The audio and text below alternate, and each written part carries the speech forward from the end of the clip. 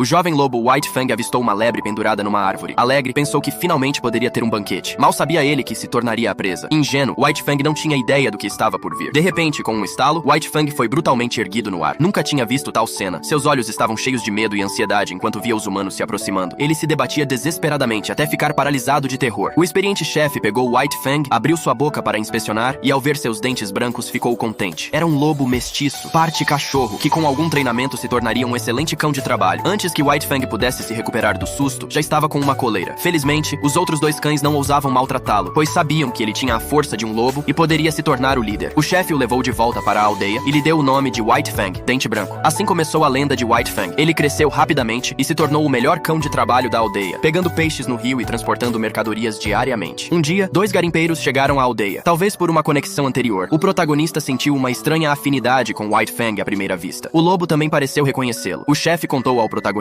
que White Fang era um lobo capturado quando jovem e treinado como cão de trabalho. O protagonista se alegrou, lembrando que ele era aquele lobinho. Talvez fosse destino. Enquanto o chefe não estava, o protagonista se aproximou e acariciou White Fang, dizendo que se ele fosse bem tratado, trabalharia melhor. O chefe, porém, afirmou categoricamente que White Fang era apenas uma ferramenta, um bem consumível, e advertiu o protagonista a não fazer amizade com o lobo. Dois cães no canto começaram a latir ao ver o estranho, mas White Fang se colocou entre eles e o protagonista, acalmando os cães com seu olhar firme. O protagonista percebeu que White Fang era solitário. Os cães o temiam, e os humanos o tratavam como uma ferramenta. Ele estava sempre sozinho, uivando para o lago, expressando sua tristeza. White Fang também notou a atenção do protagonista. Seus olhares se encontraram e a amizade começou. No dia seguinte, o protagonista estava caminhando quando percebeu que White Fang o seguia. Antes que pudesse reagir, o lobo correu para a floresta, querendo protegê-lo dos perigos, pois havia animais selvagens por perto. Um urso pardo de 400 quilos apareceu atrás de Jack, que congelou de medo, e depois correu, mas o urso o seguiu de perto. Ele tropeçou e caiu, à beira de ser pego pelo urso. Desesperado, Jack se escondeu em uma pilha de madeira. O urso, faminto, não desistiu e começou a atacar a pilha, agarrando o braço de Jack. Jack está agora preso em um medo sem fim, sem esperança alguma. No entanto, neste momento, White Fang avançou inesperadamente, e o urso pardo soltou um rugido ao reagir. White Fang ficou tão assustado que não se atreveu a dar mais um passo à frente para enfrentar o poderoso urso pardo e fugiu em desespero. Porém, o que o urso pardo não esperava era que essa fosse a estratégia de White Fang para atacá-lo de leste a oeste. Aproveitando o despreparo do urso pardo, White Fang foi direto para a pilha de madeira para enfrentá-lo. Não importa para onde a outra parte fosse, White Fang sempre ficava na frente de Jack e bloqueava o urso pardo. Jack também ficou chocado com essa cena repentina. Ele nunca imaginou que esse lobo selvagem arriscaria tudo para salvá-lo. O urso pardo ficou muito zangado, rugiu imediatamente e assumiu uma posição de luta.